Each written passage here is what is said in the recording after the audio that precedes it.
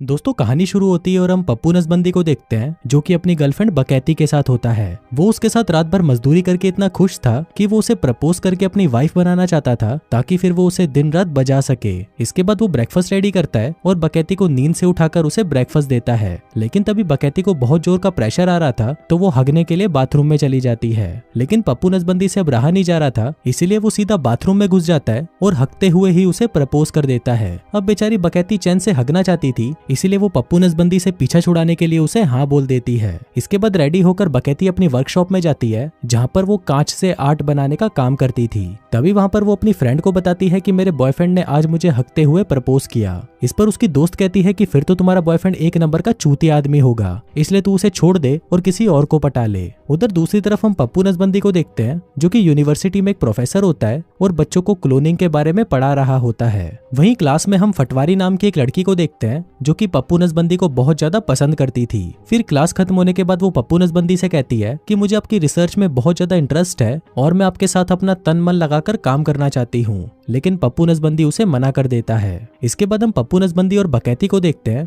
जो कि अब शादी कर लेते हैं। जिसके बाद पप्पू नसबंदी एक लाइफ इंश्योरेंस करवाता है जिससे उन्हें फ्यूचर में जाके कोई प्रॉब्लम ना हो। फिर अगले सीन में हम बकैती को देखते हैं जो कि अपनी वर्कशॉप में काम कर रही थी। उधर पप्पू नसबंदी भी अपने लैब में एक चूहे के ऊपर एक्सपेरिमेंट कर रहा था और वो उस चूहे का एक क्लोन बनाने की कोशिश कर रहा था। फिर काम खत्म होने के बाद पप्पू नसबंदी बकैती को कॉल करता है और कहता है कि डार्लिंग जल्दी से घर आ जाओ, आज हम पूरी रात पलंग तोड़ेंगे। अबे सुनकर बकैती भी अपना काम जल्दी जल्दी निपटाने लगती है, लेकिन तभी हम देखते हैं कि अचानक उसकी वर्कशॉप में आग लग जाती है। बकैती वहां से निकलने की बहुत कोशिश करती है लेकिन गेट लॉक होने की वजह से वो बाहर नहीं निकल पाती और वहीं जलकर मर जाती है। उधर पप्पू नसबंदी अपना औजार खड़ा करके बकैती का वेट कर रहा था कि तभी उसके घर पर पुलिस आती है और वो उसे बकैती की मौत की खबर सुनाती है, जिसको सुनकर पप्पू नसबंदी सदमे में चला जाता है। इसके बाद हम देखते हैं कि बकैती का फ्यूनरल कर दिया जाता है और पप्पू नसबंदी उसकी अस्थियों को एक जार के अंदर संभाल कर रख लेता है। अब इस हादसे के बाद से पप्पू नसबंदी को अकेलापन खाए जा रहा था और उसे कुछ भी अच्छा नहीं लग रहा था। जिसके बाद वो एक साइकेट्रिस्ट के पास जाता है और उससे थेरेपी लेने लगता है। फिर एक दिन जब पप्पू नसबंदी अपनी लैब में काम कर रहा था तभी वो देखता है कि वो जिस चूहे का क्लोन बनाने की कोशिश कर रहा था वो उस काम में सक्सेसफुल हो जाता है। मतलब कि उसने एक चूहे का एक डुप्लीकेट चूहा बना लिया था। अब उन दोनों चूहों को देखकर पप्पू नसबंदी के दिमाग में एक आइडिया आता है, जिसके बाद वो वहां से सीधा बकैती के घर चला जाता है। वो वहां पर बकैती की एक पुरानी कंघी में से उसके कुछ बालों को निकालकर अपने लैब में ले आता है और उसमें से डीएनए सैंपल लेकर उस पर एक्सपेरिमेंट करने लगता है। दरअसल यहाँ पर पप्पू नसबंदी बकैती का एक क्लोन बनाना चाहता था, लेकिन इसमें एक प्रॉब्लम ये थी कि इसको पूरा होने में लगभग 8 महीनों का टाइम लगना था, लेकिन पप्पू नसबंदी इतना वेट नहीं कर सकता था। इसलिए वो इस प्रॉब्लम को लेकर अगले दिन अपने क्लास में अपने स्टूडेंट से क्वेश्चन करता है, जिस पर फटवारी उसे आंसर देती है कि सर क्यों ना हम इसके अंदर गधे का सफेद खून मिला दें ताकि ये प्रोसेस जल्दी से कंप्लीट हो सके। अब फटवारी के इस जवाब को सुनकर पप्पू नसबंदी का मन तो कर रहा था कि वो उसे वहीं घोड़ी बना दे, लेकिन फिर वो अपने आप पर कंट्रोल करता है और उससे पूछता है कि क्या तुम मेरी असिस्टेंट बनोगी, जिस पर फटवारी भी मान जाती है। इसके बाद जब वो दोनों लैब में आते हैं तब फटवारी को पता चलता है कि दरअसल पप्पू नसबंदी अपनी मरी हुई पत्नी बकैती का क्लोन बनाना चाहता है। फिर फटवारी उसे समझाने लगती है कि सर ये गैर कानूनी है और अगर आपको किसी की लेनी ही है तो मेरी ले लो, लेकिन पप्पू नसबंदी उसकी एक नहीं सुनता। अब पहले तो फटवारी की इस काम को करने में फटी पड़ी थी, लेकिन फिर बाद में वो पप्पू नसबंदी का साथ देने के लिए रेडी हो जाती है। अब वो दोनों फटवारी के फॉर्मूला का इस्तेमाल करते हैं और देखते हैं कि क्लोन बनने का काम बहुत तेजी से शुरू हो जाता है और कुछ मिनटों के अंदर ही वो बकैती के क्लोन को बनाकर तैयार कर लेते हैं। फिर पप्पू नसबंदी बकैती के क्लोन को ले जाने लगता है और तभी फटवारी उसे कहती है कि सर आपको इसे सब कुछ सिखाना होगा, जैसे मुंह में कैसे लेते हैं, घोड़ी कैसे बनते हैं, वगैरह वगैरह। लेकिन पप्पू नसबंदी तो उसकी किसी भी बात पर ध्यान नहीं देता। इसके बाद जब वो उसे कार में बिठाता है तो वो देखता है कि वो क्लोन तो बूढ़ा हो गया था।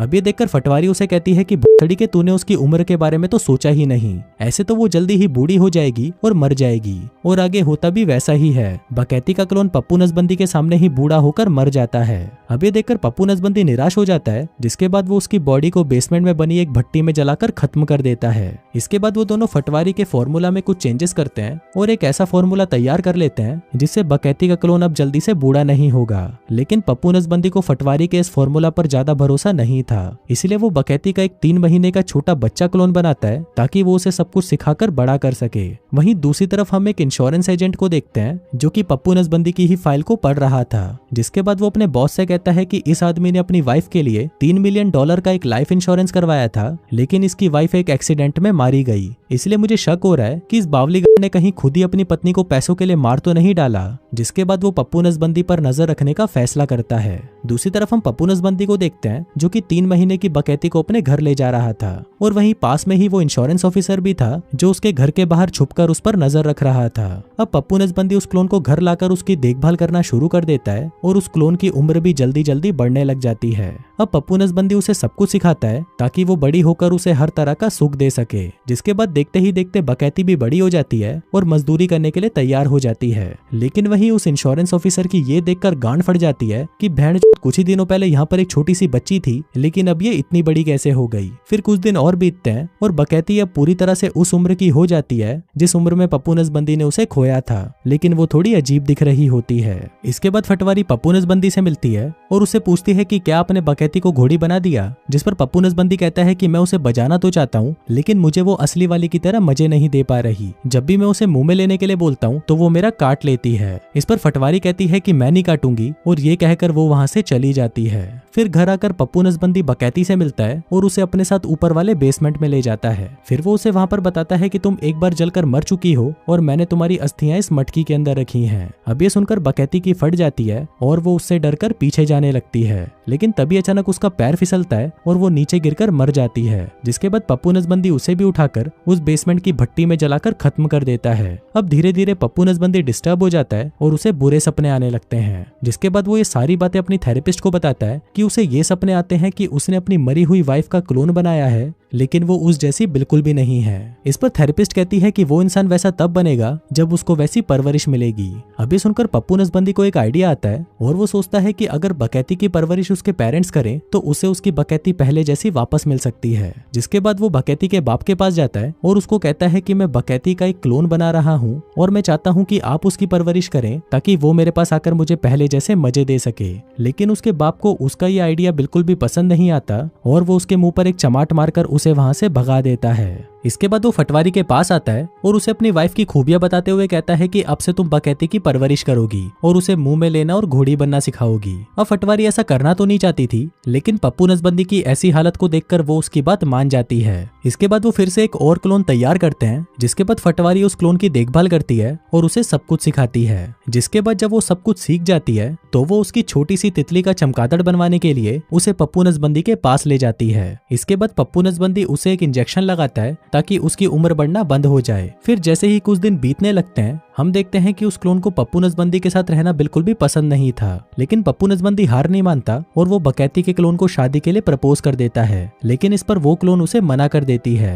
अब इस बात से गुस्सा होकर पप्पू नसबंदी फटवारी को बुलाता है और कहता है कि तुम इस क्लोन को अपने साथ ही ले जाओ, अब ये मेरे किसी काम की नहीं। लेकिन फटवारी भी उसे रखने से मना कर देती है और कहती है कि मैं इसका क्या करूंगी, ये तो मेरी गुलाबी भी नहीं चाटेगी। वहीं ये सारी बातें बकैती की क्लोन भी सुन रही थी, जिसे सुनकर उसे बहुत बुरा लगता है। जिसके बाद वो अपनी ही नस काटकर अपनी जान दे देती है। जिसके बाद वो उसे भी उठाकर उस बेसमेंट वाली भट्टी में जला देते हैं। लेकिन पप्पू नसबंदी यहाँ पर भी नहीं रुकता। जिसके बाद वो उसका एक और क्लोन बनाता है और फिर उसे सीधा बकैती की एक दोस्त के पास ले जाता है। वो उसे सब कुछ बता देता है कि ये बकैती की 4 महीने की क्लोन है और तुम्हें उसे बड़ा करना है और सब कुछ सिखाना है। अब उसकी फ्रेंड इस काम के लिए तैयार हो जाती है, लेकिन वो उस क्लोन को एक छिनाल बना देती है। जिसके बाद उस क्लोन को एक कालिये से प्यार हो जाता है और वो उसके साथ उसके काले घोड़े की सवारी करने के लिए उसके घर चली जाती है। फिर पप्पू नसबंदी और उसकी दोस्त जब उस क्लोन को लेने के लिए कालिये के घर पर जाते हैं तो वो क्लोन उनके साथ चलने से मना कर देती है और कहती है कि मुझे काला घोड़ा बहुत पसंद है। अब ये देखकर पप्पू नसबंदी की गांड जल जाती है और वो लैब में जाकर फिर से बकैती का एक क्लोन बनाने लगता है।